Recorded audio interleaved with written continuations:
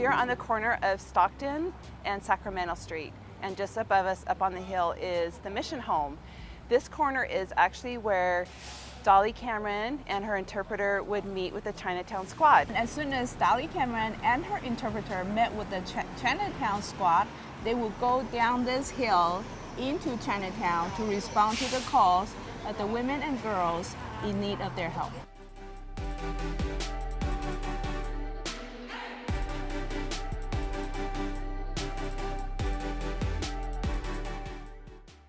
We are at the Cameron House on 920 Sacramento Street. We are so excited to be here because there's so many amazing stories and amazing women that lived and worked here. So Dolly Cameron arrived in 1895. It was the month of April, and she had agreed to teach sewing classes for 1 year. And of course she met Miss Culbertson, who was the director at the time.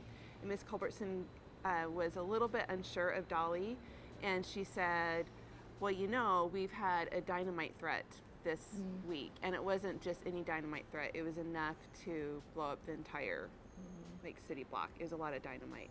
But Dolly was determined, and she agreed to continue on. And then soon after that, Miss Culbertson also asked her to go with her in the middle of the night into Chinatown, where a girl had asked for them to come and help her out. And so Dolly really, in her first week of living here, learned a lot. And interestingly enough, is she became the director a few years later, and she also decided to keep working, and she stayed here her entire career. And after she retired, they renamed what was called the Occidental Mission Home for Girls to Cameron House. So now it's called Cameron House, and it still acts as a community center for Chinatown and the Chinese Americans that live in the area. And this is also the exact location where Tien Fu Wu was brought here. And the moment she arrived, she immediately showed her personality of how she really wanted to be in control of her life. And even though she was really young at the time, about 8 or 9 years old, she knew what she wanted and she went after it. And one interesting fact about Tien Fu was that one night, she and a roommate decided to go down to the kitchen to cook a meal in the middle of the night. And they had so much fun in the kitchen. They were laughing and they were making all the noises and woke up Dolly Cameron. And Dolly wasn't happy. She went down to the kitchen and found Tien Fu and her roommate in there, and she ordered them to go back to their bedroom immediately. Well, Tien Fu obviously was very angry about this.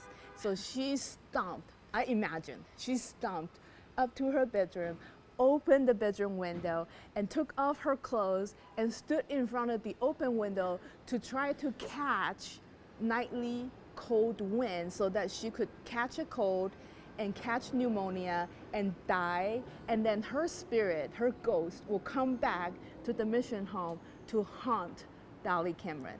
And that's just, I just love this story because it really shows the kind of girl she was, you know.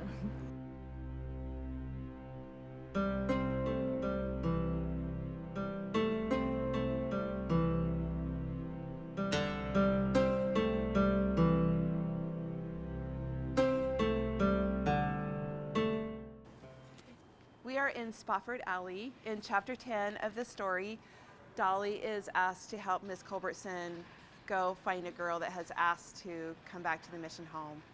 And so they come and they meet the Chinatown squad, and they come to this exact alley. The Chinatown squad pounds on the door announcing their presence, but no one answers it after a while. And so they end up breaking into one of the windows that are now bricked in, and that is where they find a girl that has asked for help.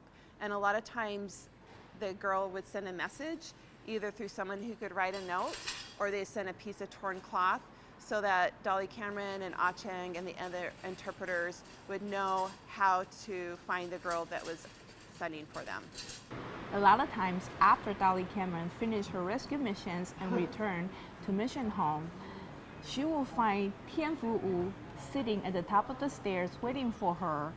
And Tien Fu was young at the time, but she had an understanding of the work that Dolly did, and she understood it was important, it was life-saving. And so through time, Tien Fu would participate in a way to help with the rescue mission by preparing meals or helping to prepare a room for the girls who have been brought to the mission home. Eventually, Tien Fu will grow up to be a part of the rescue missions to help girls who needed help.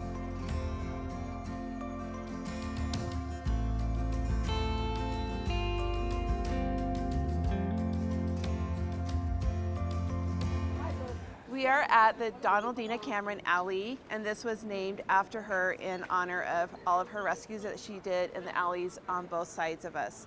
So in 2013, the city of San Francisco renamed several alleys throughout Chinatown in honor of people that had served the people. Exactly, and it's so exciting to be standing here at the very spot where Dina Cameron and the Chinatown squad and perhaps Tien Fu Wu were here doing important work to help Chinese girls and women who needed their help.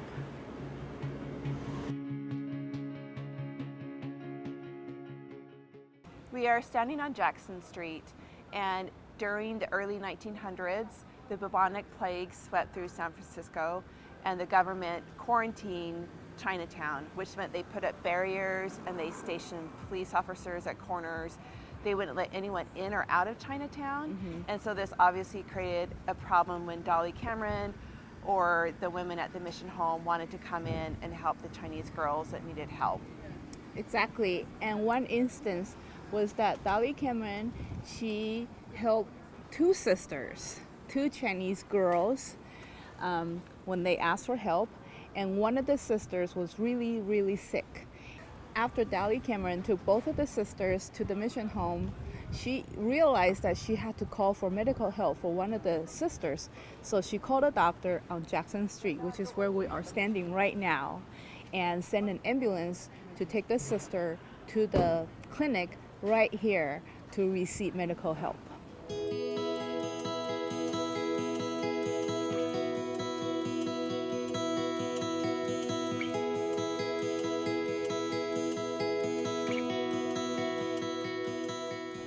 We are at the original site of Bartlett Alley, and this is a location where Dolly Cameron and Ah-Chen came to answer a call that a girl had sent out. She had been very badly abused and she needed help and she wanted to escape. And so they took her back to the mission home. When Tien Fu saw this girl who was being brought into the mission home that day, she was very angry. She was angry because this girl was so badly abused. I imagine the reason why she was so angry was because perhaps it reminded her of her own mistreatment.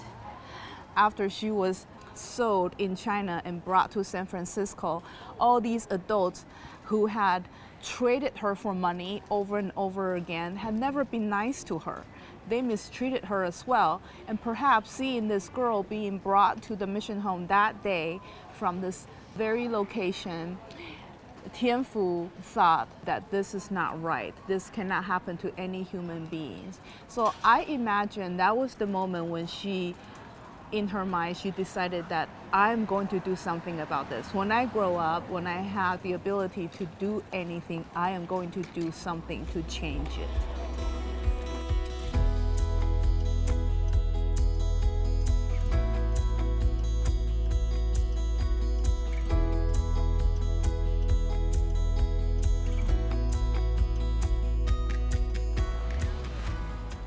We are on Commercial Street in Chinatown, and this entire area was quarantined and barricaded during the bubonic plague in the early 1900s.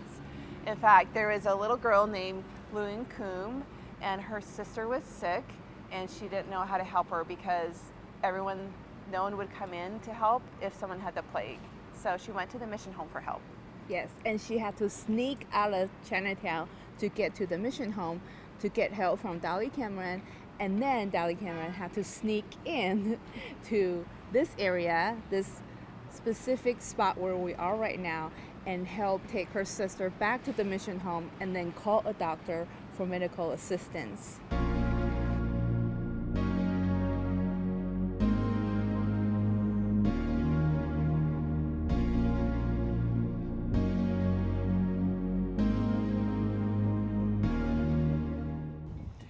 at Pier 40 in San Francisco. And this is the original location of what was called the Detention Shed. In fact, I have a quote here I want to read. It says that throughout the late 1880s and early 1900s, Chinese ship passengers arrived in San Francisco were detained in a 2-story shed at the Pacific Mail Steamship Company wharf. So this is what this area was called, and the Chinese were sent into the shed to await their paperwork and processing, and sometimes there were up to 400 to 500 Chinese immigrants in this shed. So the conditions were not great at all. In fact, in 1900, Reverend Iwan Condit, who is a missionary working among the Chinese in California, complained, and basically from that complaint they decided to then build the immigration station at Angel Island.